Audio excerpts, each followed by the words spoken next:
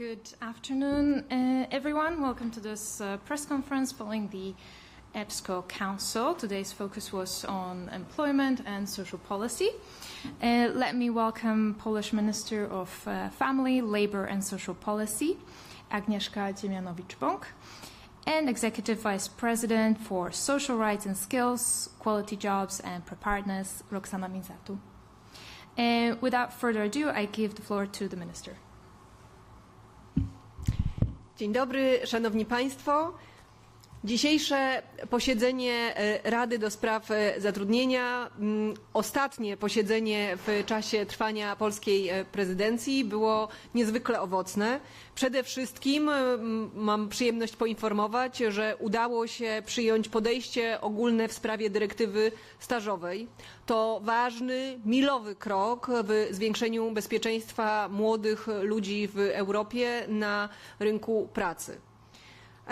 Udało się przyjąć podejście ogólne, które uwzględnia zarówno postulaty państw chcących większej ochrony dla stażystów, jak i tych wskazujących na potrzebę uniknięcia nadmiernej regulacji i nadmiernych regulacji, które mogłyby zniechęcić pracodawców do zatrudniania w ramach staży młodych osób. Polska będzie wspierać kolejną duńską prezydencję w tym, aby na podstawie przyjętego dziś podejścia ogólnego wypracować możliwie najlepszy projekt w negocjacjach z Parlamentem Europejskim i z Komisją Europejską. Kolejnym ważnym omawianym dziś tematem był semestr europejski. Rada przeprowadziła debatę na temat nowego planu działania dla Europejskiego Filaru Praw Socjalnych oraz dla pierwszej unijnej strategii walki z ubóstwem. Przyjęliśmy także rekomendacje krajowe dotyczące polityki społecznej i polityki zatrudnienia. Na zakończenie tej części obrad przyjęliśmy konkluzję w temacie niezwykle bliskim polskiej prezydencji, a mianowicie w temacie dotyczącym tego, w jaki sposób wykorzystywać i wspierać wykorzystanie w pełni potencjału osób starszych, zarówno na rynku pracy, jak i w społeczeństwie. Była to, jak już wspomniałam, ostatnia Rada EBSCO pod przewodnictwem polskiej prezydencji. Chciałabym więc przez moment opowiedzieć Państwu i podsumować to, co udało się w ciągu tych ostatnich 6 miesięcy osiągnąć. Polska prezydencja w Radzie EBSCO koncentrowała się na 3 priorytetach, które uznaliśmy za kluczowe w kontekście wyzwań i sytuacji geopolitycznej ze szczególnym uwzględnieniem sfery społecznej i polityki zatrudnienia. Pierwszym z tych priorytetów była przyszłość pracy w cyfrowej Europie, drugim Europa równości, spójności i integracji i trzecim Europa odpowiadająca na wyzwania srebrnej transformacji, czyli właśnie zjawiska starzejącego się społeczeństwa, ale także możliwości wykorzystania w pełni potencjału osób starszych w społeczeństwie. W ramach tych priorytetów udało się osiągnąć bardzo wiele. Po pierwsze, jeżeli chodzi o kwestie związane z obszarem zatrudnienia, udało się osiągnąć porozumienie w sprawie rewizji dyrektywy dotyczącej europejskich rad zakładowych, której celem jest poprawa efektywności ram informowania i konsultowania pracowników na poziomie transnarodowym. W ramach priorytetu drugiego, tak jak wspomniałam przed chwilą, osiągnęliśmy porozumienie w sprawie dyrektywy stażowej. Bardzo cieszę się z tego osiągnięcia, cieszę się szczególnie, dlatego że młodzi Europejczycy, młode Europejki czekają na zwiększenie ochrony na rynku pracy. Młodzi ludzie, wkraczając na rynek pracy, potrzebują z jednej strony możliwości rozwoju, zdobywania doświadczeń, a z drugiej potrzebują ochrony przed nadużyciami, przed ryzykami związanymi z możliwością bycia wyzyskiwanymi i krzywdzonymi przez nieuczciwych pracodawców. Intensywnie pracowaliśmy także z Radą do Spraw Wymiaru Sprawiedliwości i Spraw Wewnętrznych nad projektem rozporządzenia ustanawiającego Europejską Pulę Talentów. Udało się osiągnąć porozumienie z Parlamentem Europejskim w kilku kluczowych obszarach, w tym w zakresie struktury organizacyjnej puli, zwłaszcza roli krajowych punktów kontaktowych, ale także listy zawodów deficytowych. Pozostałe kwestie zostaną przekazane do dalszych prac i negocjacji już podczas prezydencji duńskiej. I w końcu w ramach priorytetu trzeciego, czyli Europy wobec wyzwań srebrnej transformacji, tak jak powiedziałam, przyjęliśmy w dniu dzisiejszym konkluzje dotyczące wsparcia osób starszych w pełnym wykorzystaniu ich potencjału na rynku pracy i w społeczeństwie. Bardzo cieszę się, że dzięki zaangażowaniu polskiej prezydencji, wszystkich państw członkowskich, Komisji i wszystkich partnerów społecznych zrobiliśmy ważny krok w kierunku zmiany paradygmatu myślenia o osobach starszych w naszych europejskich społeczeństwach. Nie tylko jako o osobach, które potrzebują wsparcia, które potrzebują opieki, ale także jako o osobach, które niezwykle wiele wnoszą na rynek pracy, ale także do codziennego życia i funkcjonowania europejskich społeczeństw. Osoby starsze są i będą ważnymi aktorami życia społecznego i życia gospodarczego, ale pamiętać musimy, i to był jeden z elementów naszych dzisiejszych konkluzji, że konieczne jest poszanowanie ich wolności wyboru i dobrowolności, jeżeli chodzi o dłuższą aktywność zawodową, czy dokonywanie wyborów, jeżeli chodzi o swoje zawodowe kariery, możliwości przekwalifikowywania się, czy szanse na godzenie życia prywatnego z życiem zawodowym. Bardzo serdecznie dziękuję za tych ostatnich kilka miesięcy. Wierzę w to, że ta współpraca, która odbywała się podczas trwania polskiej prezydencji, będzie kontynuowana także w kolejnych miesiącach i latach. Dziękuję Pani Przewodniczącej i wszystkiego dobrego także naszym przyjaciołom z duńskiej prezydencji, która już wkrótce przejmie tę rolę. Thank you so much, Minister. The EVP, the floor is yours. Thank you, and on my side as well, thank you to the Polish presidency for their work, for their results in these 6 months. Agnieszka already covered the main issues that have been discussed today, including the social aspects of the European semester. I would specifically like to thank the Polish presidency for putting on the agenda of the debates today the next action plan for the European Pillar of Social Rights. This is not an unimportant strategy. This is our social compass, Europe's social compass in our quest for competitiveness. It is essential that we are bearing in mind how we are able to protect the social rights, the social cohesion of our European Union project while we are striving to ensure security and to find our agility and competitiveness for our economy. So many thanks for the message that was sent today through the debate. It was a rich debate on the pillar, and it will be used in the second action plan that the Commission will put forward in the next months. Of course, it is equally important that you allowed for a debate for the first ever first ever European anti-poverty strategy. This is a policy document that will be multidimensional. We need to tackle all forms of poverty, from energy and transport poverty to multi-generational poverty, to looking at the gender dimension, how does it affect men, how does it affect women, the age dimension, and so on and so forth. So this is a strategy that will be pivotal for our work in protecting the most vulnerable of Europeans.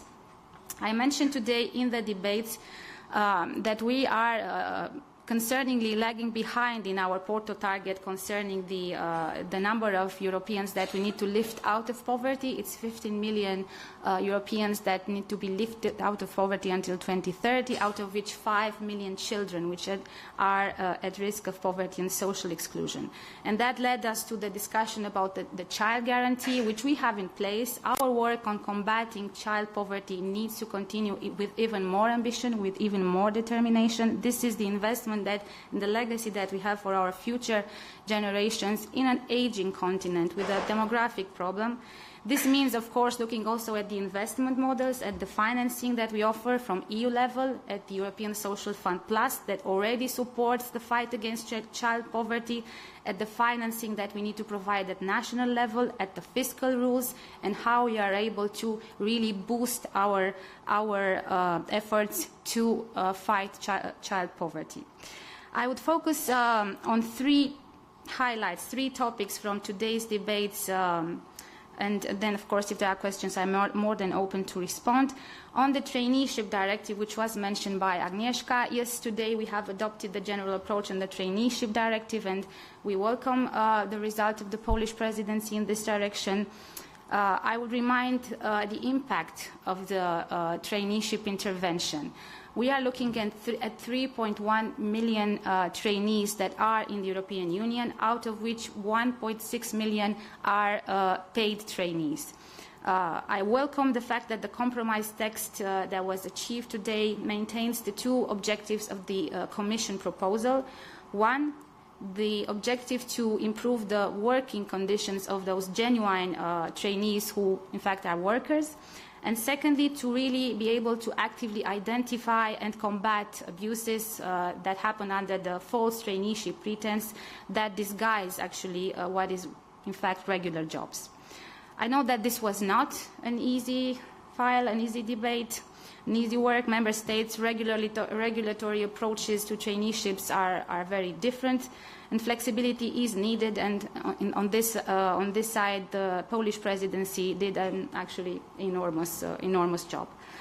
I believe that the current balance offers ample flexibility margins while keeping the key principles of the Commission proposal untouched. It is a good basis for the negotiations that will happen between the co-legislators during the trilogues, where we believe that ambition can be further increased to have an effective, protective directive for the millions of paid trainees in the European market.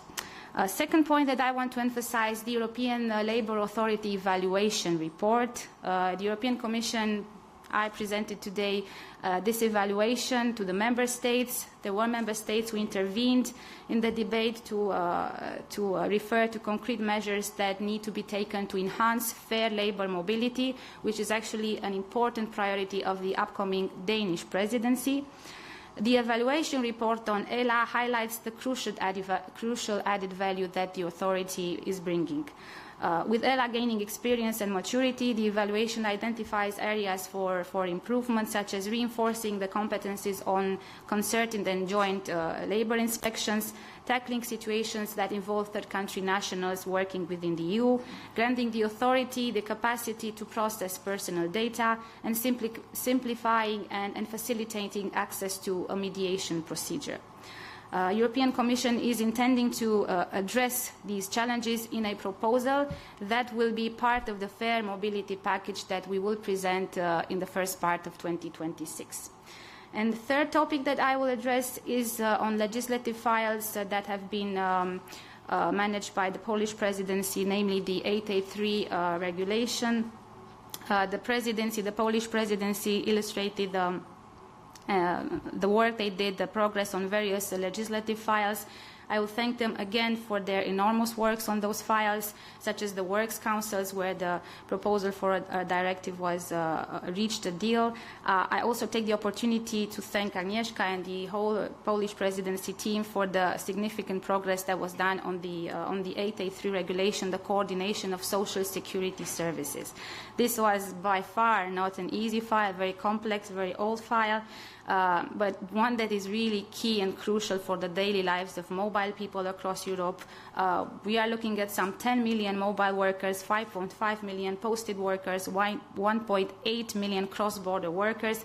Also, this regulation impacts the activity of businesses and the public administration, so really an important piece of legislation. We consider that the Polish presidency managed to obtain a mandate from the Council and have a first trilogue with the Parliament, and this is an important advance and an important success for, again, a file that is in trilogues for more than 9 years. We as Commission stressed that we consider that this has been and is a very important momentum. We thank for the efforts to the Polish presidency. We thank the co-legislators, also the European Parliament, for what we assess as being a convergence towards, in the past weeks, towards compromise on the main outstanding points. We are convinced that a deal is possible and feasible. We think that both Member States and European Parliament sent very constructive signals that shouldn't be missed. in the objective to reach a final deal on such a regulation that will really benefit, as I've mentioned, millions of workers across our European Union. Thank you, Agnieszka, again. Congratulations for your work in the past 6 months, for today's results, and best of success to you in the future. Thank you so much. Both Minister and EVP need to leave at 6 p.m. sharp in order to catch their respective flights, but so we have time for one question. So Lynn.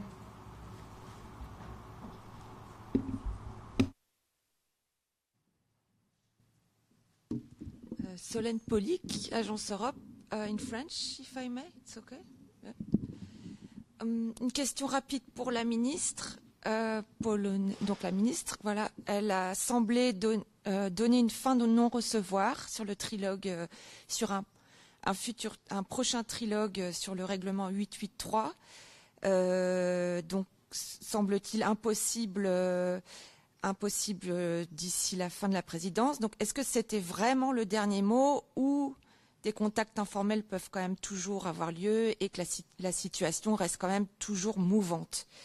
Et pour la commissaire, un sujet qui n'était pas forcément abordé aujourd'hui, le Parlement européen a publié son rapport sur la gestion algorithmique au travail, le recours à l'intelligence artificielle, et demande donc une directive. Et je voudrais savoir où en sont les travaux au niveau de la Commission sur le paquet Quality Jobs, et si on peut... Voilà, si on s'avance vers une directive et si cette décision a déjà été prise. Merci.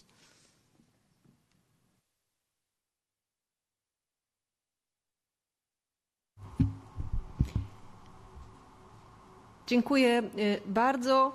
W kwestii dyrektywy 883 w czerwcu odbył się trilog zainicjowany w ramach polskiej prezydencji, której udało się nam w ciągu ostatnich 6 miesięcy odblokować po długim czasie negocjacje z Parlamentem Europejskim, przyjąć odnowiony mandat Rady w tej sprawie i podjąć z pełnym zaangażowaniem pracę w kierunku przeanalizowania stanowisk państw członkowskich, stanowiska Rady i stanowiska Parlamentu Europejskiego.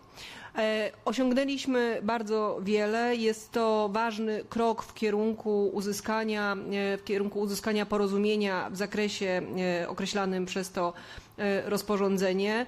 Do końca polskiej prezydencji nie planujemy organizowania kolejnego trilogu, natomiast praca, którą wykonaliśmy w ciągu 6 miesięcy, jesteśmy przekonani, że znajdzie swój ciąg dalszy w kolejnych miesiącach. Tak jak powiedziałam, ta praca została wykonana z dużym zaangażowaniem. Stanowiska poszczególnych państw członkowskich, różnych współustawodawców są w tym temacie odmienne, ale ze względu na znaczenie społeczne tej legislacji staraliśmy się wziąć pod uwagę wszystkie wątpliwości, wszystkie możliwości uzyskania porozumienia i doprowadzić w czasie trwania polskiej prezydencji je tak daleko, jak tylko byłoby to możliwe. Dziękuję. And I thank you as well for the question. We welcome the report of the European Parliament on algorithmic management in the workplace. The Commission will use this input, of course, from the European Parliament. This is essential for our work towards the Quality Jobs Roadmap. This is the first step in the Quality Jobs Roadmap, which is a policy paper that will be adopted probably in December at the end of this year. We will tackle several aspects related to quality employment, the support of fair wages, good working conditions, high standards for health and safety, training in the workplace in an ever-changing economic landscape, fair job transitions for all, increasing of collective bargaining coverage, and AI in the workplace. So it is in the Quality Jobs Roadmap that we will approach this topic, and that the process to elaborate the roadmap involves also working with the social partners, We have launched our work with them on the 16th of April. The road is open towards all possibilities to either have legislation or to have guidance and policy measures. But what is important is that we need to act on AI at work, because we are looking at the changing landscape of the workplace, and it is absolutely relevant that we understand it is a disruptive type of evolution that we see, which will require decisive action on the Commission side. So I will not say at the moment, yes, there will be a directive on AI. No, there will not be. The Quality Job Roadmap will indicate the types of measures that we will take to ensure quality employment, also in the context of AI. What I can say is that we will take into serious consideration the work that we do together with social partners, because this is the type of policy that needs to be embraced and supported by them in strong social dialogue. I think the AI challenges in the workplace is the type of challenge that will be best embraced as an opportunity where we have a strong social dialogue between social partners. So that is why I emphasize the need to have their input, the social partners' input, and the need to have this kind of work together with them. Thank you. Thank you so much. I think that's all the time that we have today. Before I let you go, the usual Polish word of the day, since it's a important file that we adopted today. Traineeship Directive, Dyrektywa Stażowa. Here you go. Stażowa. Have a lovely evening by now, and see you next time.